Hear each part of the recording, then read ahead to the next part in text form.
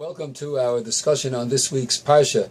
We just completed the wonderful Yom Tov of Shavuos, and we're reading a Parsha whose name alone gives us an indication of the benefits we've gotten from the Yom Tov. It's called Beha'aloscha, when you rise up.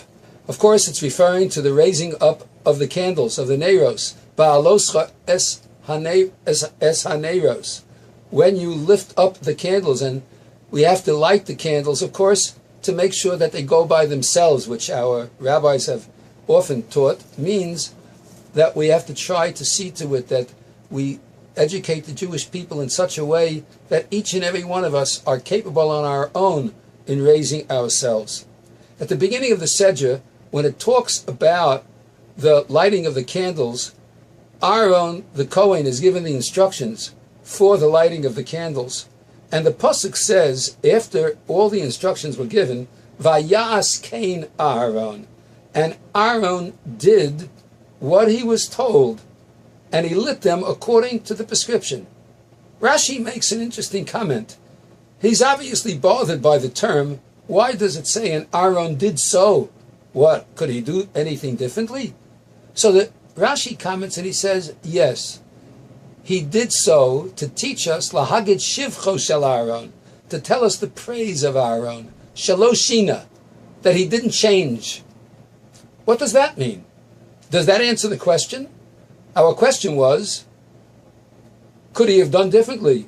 And Rashi answers and says, this is to tell us praise that he didn't do differently. But it really hasn't answered any questions. What was Rashi trying to tell us when he said lahagid shivcho shel Aaron shaloshina, to tell us the praise of Aaron that he didn't change? And this is absolutely crucial on the day and a half following Shavuos. What Rashi is telling us is that Aaron, number one, he didn't change the order of the service in one iota, even though the lighting of the candles entails also cleaning out the candles, and it's not such a nice job because there's oil and there's wicks and it's dirty. Didn't matter to him.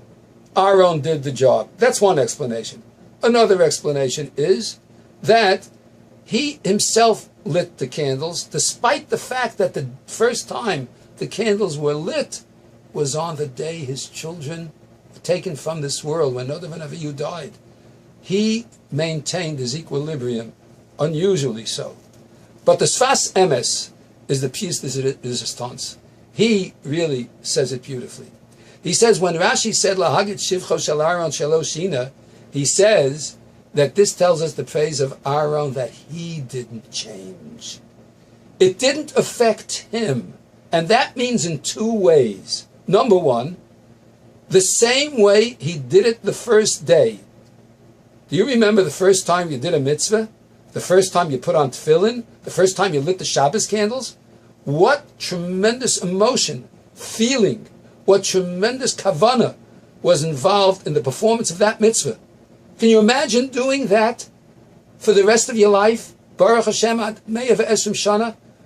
Are we putting it on every day in the exact same way, with the exact same enthusiasm?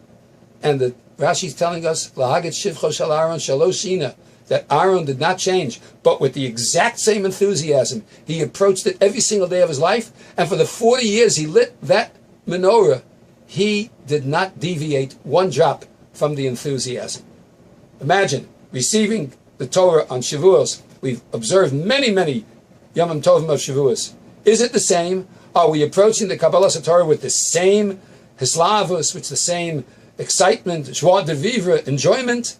It should be that way. That's the way it really should be. And Aaron is telling us that. And it also means another thing, that despite the fact that he was the one who lit the menorah, and this was a great holy act, and one could think to himself, look at me, I am the priest, the high priest, I'm lighting the candles, how great I am.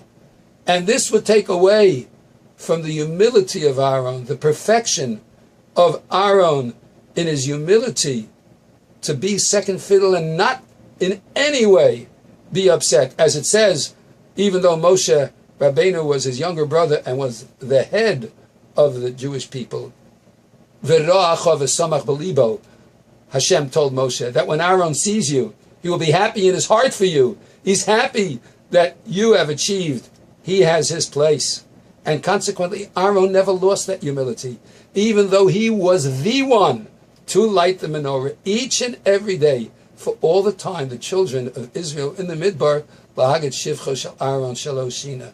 So these two things that the Sfas Emes is pointing out, number one, that we should approach it each and every day with tremendous enthusiasm.